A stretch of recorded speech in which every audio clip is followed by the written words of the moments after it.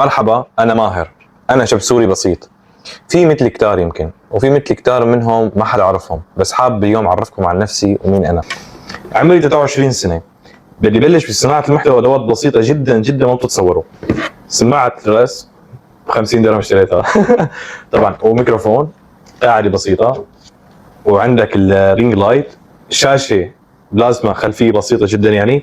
والهدف اني عم بعرض هذا الشيء انه نحن ما بنقدر نستسلم، يعني نحن كشعب سوري او نحن السوريين ما بنستسلم ابدا مهما كانت الظروف الصعبه علينا. انا ما اخذت فرصتي بالحياه بسوريا اني نهيت جامعتي، اني درست مثلا ماجستير او شيء ابدا، بسبب تعرفوا الحرب اللي صار عندنا بسوريا طبعا يعني، ومثل كتار سوريين وحققوا نجاحات هائله.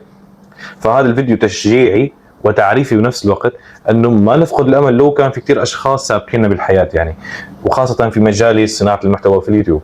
الهدف من القناة اني ارسم البسمة، اني احقق امل بسيط لشباب بسيطين مثلي بدايتهم بسيطة في الحياة والسوشيال ميديا وكل مكان طبعا يعني، واني افرحكم طبعا انا ماهر. هي حكاية ملخصة جدا عن حياتي، حابين نكملها سوا. اشتركوا بالقناة وان شاء الله تضلوا متابعين معي، واهلا وسهلا.